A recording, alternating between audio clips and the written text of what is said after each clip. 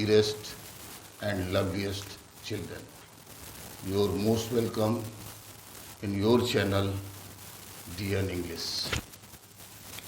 Today, I am going to explain one of the poems of Robert Frost, Dust of Snow. When you were in ninth, in those days, you read his poem, The Road Not Taken, the world's famous poem, संसार की सबसे famous poem. There is one poem, Stopping by the Woods on a Snowy Evening.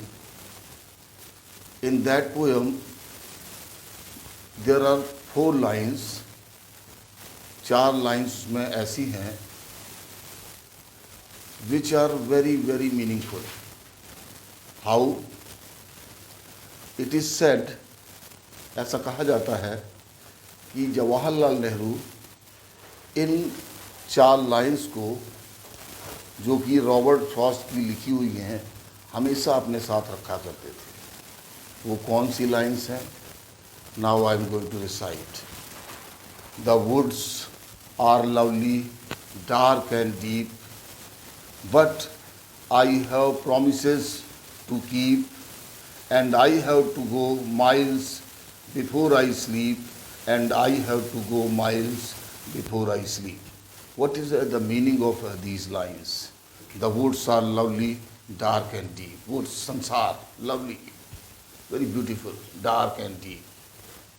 But I have promises to keep. लेकिन मैंने कुछ promises कर रखी हैं पूरा करने के लिए. I have to become something. I have to become an IAS. I have to become an IPS. I have to become an astronaut. I have to become an engineer. But I have some promises to keep, and I have to go miles before I sleep, and I have to go miles before I sleep. मुझे सोने के पहले मीलों चलना है. मुझे सोने के पहले, मृत्यु के पहले बहुत ढेर सारे काम करने हैं. किसके लिए? जो मैंने प्रॉमिसेस कर रखी हैं पूरा करने के लिए, उनके लिए. So these lines are written by Robert Frost. Now your poem dust of snow. In 10th there are 2 poems, Fire and Ice and Dust of Snow, written by Robert Frost. I have explained Fire and Ice in one of my videos, and now I am going to explain Dust of Snow. Now, first I would like to discuss figures of speech used in this poem so that you can enjoy this poem thoroughly. Just watch. Here rhyme scheme is given. Rhyme scheme means when there happens rhythm. जब उसमें एक लय होती है तो वो लय दी हुई है. उस लय को देखिए अपन कैसे निकालेंगे उस राइम स्कीम को. Just try to understand, very easy. Last word, here last word is crow. तो मैंने इस क्रो को दे दिया ए. मी, इसको मैंने दे दिया बी. अब now crow and snow both are rhyming, इसलिए मैंने इसको ए दे दिया. फिर me and tree both are rhyming, इसलिए मैंने बी दे दिया. अब now here heart C, mood D, heart and part rhyming C, and here mood and rude rhyming means D. So this is called rhyme scheme. जब वो लय करने वाले वर्ड्स को अपन ए बी बी ऐसे उसमें बांट देते हैं, इसको राइम स्कीम कहते हैं. मुझे विश्वास है कि आपको समझ में आ गया होगा कि कैसे हम राइम स्कीम किसी पोएम की निकालते हैं. अब now just see how many figures of speech Robert Frost has used in this one line poem. Actually this poem is of one line, the way a crow, now here rude last. So one sentence is written in 8 lines so that it can have the shape of a poem. So now, first poetic device is used, that is called inversion. Inversion means here, the way a crow soaked down on me the dust of snow from a hemlock tree. The way a crow, actually this sentence should have been written like this. A crow, subject, soaked down, verb, the way the dust of snow on me. This should be the sentence, but here poet has written like this. So inversion means when we reverse the normal word order. This is called inversion. Means when we don't follow the rule of subject, verb, object, like. Now here is one example I am giving. Here comes the bus. Actually this sentence should be like this. The bus comes here. Now I am using inversion. Here comes the bus. Both sentences are correct. So when we reverse the normal word order, this is called inversion. So first device which is used, that is called inversion. Now I hope you must have understood how this is inversion. This sentence should have been written like this. A crow, subject, soaked down, verb, the way the dust of snow on me from a hemlock tree. ये sentence होना चाहिए, जबकि poet ने the way को शुरू में ले लिया है. Now second device which is imagery. What is imagery? Imagery means when we read line or lines, and at that time some image, some picture comes in our mind, then we say it is imagery. Now just watch. The way a crow soaked down on me the dust of snow from a hemlock tree. The way, the manner in which a crow soaked down what? The dust of snow on me from a hemlock tree. So now I mean to say that the way a crow soaked down on me the dust of snow from a hemlock tree. So here very good imagery. जब when we go through from these lines, तब ऐसा लगता है कि a crow, एक कौवा, yes, sitting on a hemlock tree, बैठा हुआ है, soaked down, yes, उसने गिराई, dust of snow, और dust उसकी fine particles of snow on me. तो एक पिक्चर जैसी बनती है. इसलिए ये चार line, the way a crow soaked down on me the dust of snow from a hemlock tree is a good example of imagery. क्योंकि जब हम इन लाइन्स को पढ़ते हैं तो हमारे दिमाग में एक इमेज, एक पिक्चर बनती है. Now third figure of speech, enjambment. ENJAMBMENT. Just remember, here happens M. M is silent. So when you spell this word, at that time you just incorrect its spelling. So just learn its spelling. Injab, ENJAMBMENT. What is injabment? Injabment means when second line or other coming lines or successive lines just start without having any punctuation mark. जब punctuation mark last में नहीं लगा होता है और दूसरी line start हो जाती है, तीसरी लाइन स्टार्ट हो जाती है, इसको हम इंजैबमेंट कहते हैं. ये मैंने अभी बताया कि this is a one line poem.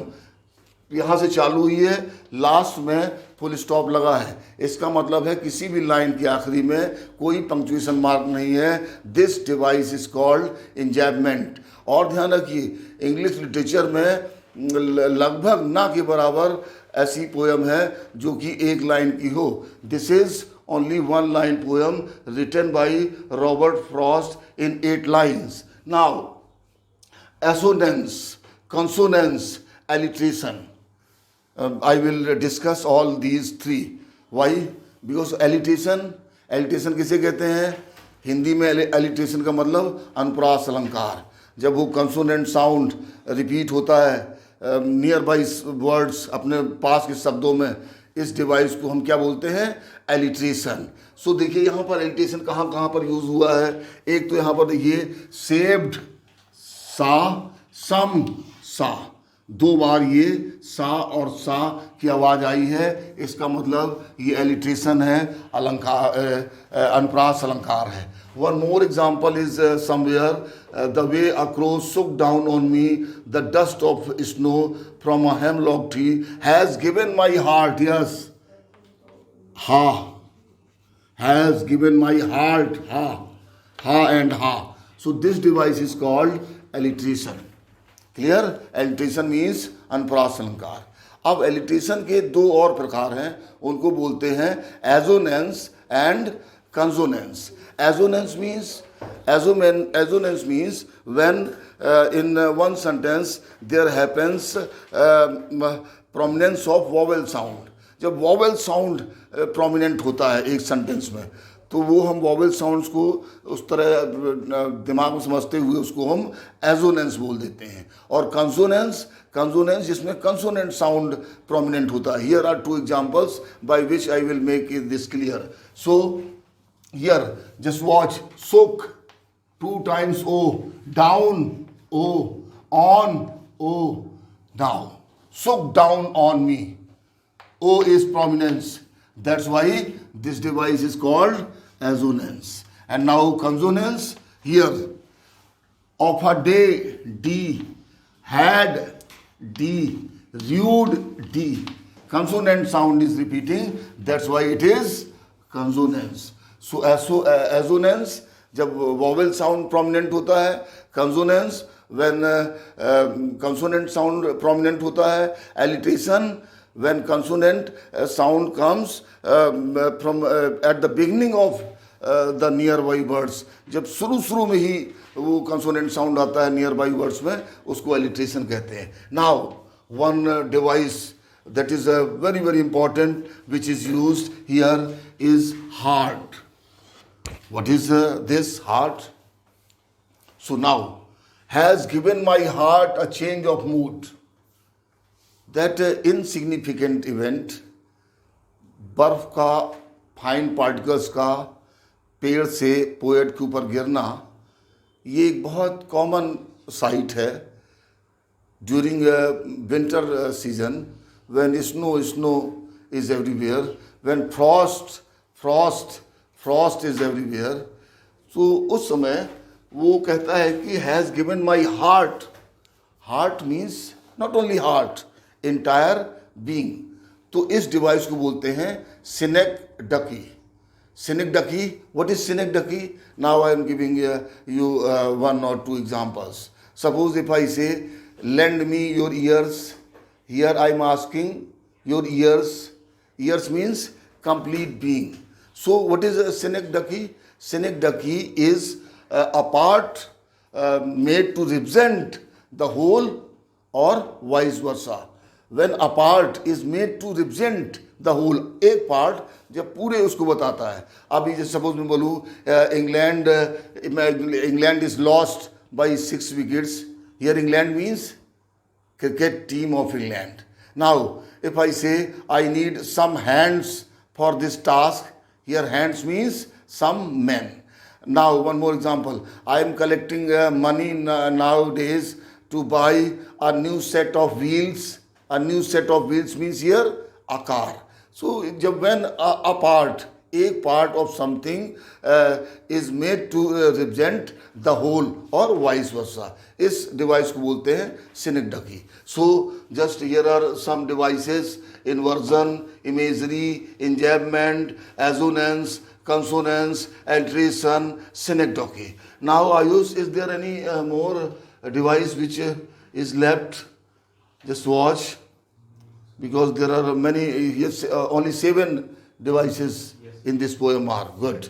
So just have these devices in your mind. Why? Because in board exam certainly you will have some questions related with figures of speech. So now this is clear.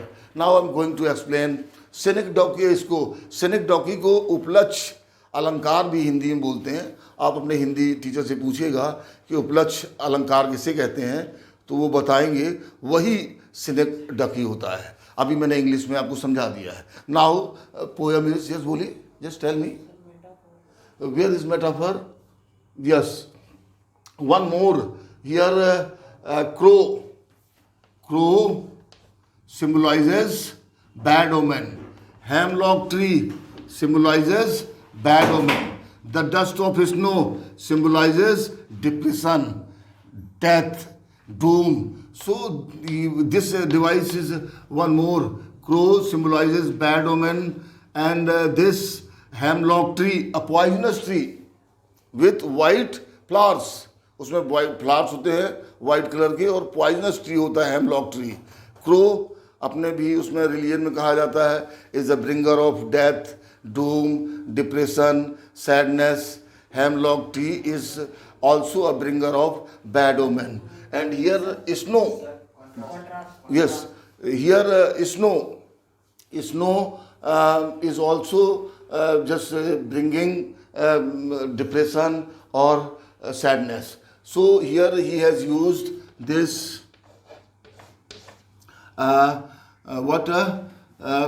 Ayush symbolism.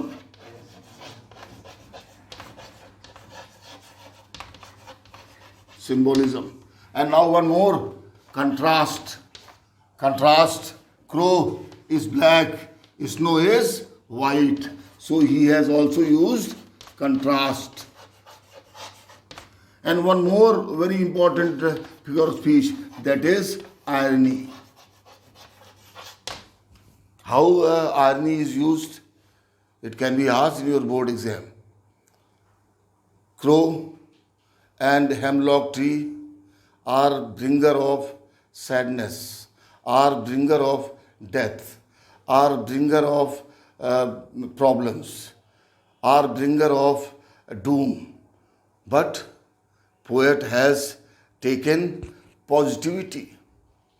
So from negativity, poet has taken positivity. So when just opposite happens, this device is called irony. So in this way, there are 10 figures of speech used in 8-line poems.